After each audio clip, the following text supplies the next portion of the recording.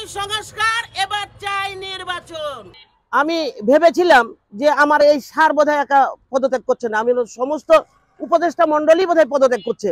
যখন দেখলাম যে না সমস্ত উপদেষ্টা মন্ডলী পদত্যাগ করছে না, আমার সার পদত্যাগ করছে, তা আমার বিবেকে খুব বাধা দিয়েছে।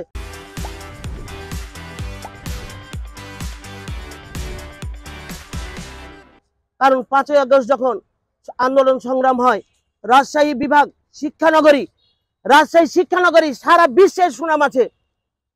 রাজশাহী বিভাগ থেকে কোনো উপদেষ্টা নাই, কোনো ইউজিসির মেম্বার নাই, কোনো পিএসসির মেম্বার নাই। আমার জোর দাবি, কারো চাওয়া না থাকতে পারে, আমার চাওয়ার নায়িকা হিসাবে 17টা বছর আন্দোলন সংগ্রামের ফসল হিসাবে আমি বলতে চাই যে এখান থেকে ইউজিসির মেম্বার, পিএসসির মেম্বার থাকতে হবে, না হলে আসিফ নজরুলকে পদত্যাগ করতে হবে। আসিফ নজরুল কিসের যোগ্যতা আছে? আসিফ নজরুল থেকে গেল, আমার স্যার পদত্যাগ করলো, ওকে বাধ্য না করলে তো পদত্যাগ করবে না। কেন পদত্যাগ করলো? আমি ভাবলাম যে যেহেতু পদত্যাগ করেছে, ওনাদের বোধহয় সমস্ত কিছু ওকে হয়ে গেছে, যেমন ধর্ষণ, খুন, ছিনতাই, চাঁদাবাজি, এগুলো পরিপূর্ণ হয়ে গেছে। আমি ভাবলাম যে ওরা বোধহয় এই কারণে পদত্যাগ করবে এবং অনতিবিলম্বে নামে একটা ভোট দিবে, দলীয় সরকারের অধীনে ক্ষমতাটা হস্তান্তর করবে।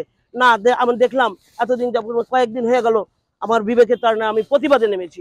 আমি প্রতিবাদ করব, প্রতিবাদ করেই যাব যতক্ষণ না পর্যন্ত এটার সুষ্ঠু সমাধান না হবে। ভিসি স্যার আছেন, আমাদের ভিসি স্যারকে যদি ওপর থেকে বলে আপনি পদত্যাগ করেন, তাহলে পদত্যাগ করতে বাধ্য হবে। আর না বলে ভিসি স্যার কি চালাচ্ছে না, তো তেমন ওনাকে হয়তো বাধ্য করেছেন বলে পদত্যাগ করেছেন, তাহলে পদত্যাগ করবেন কেন?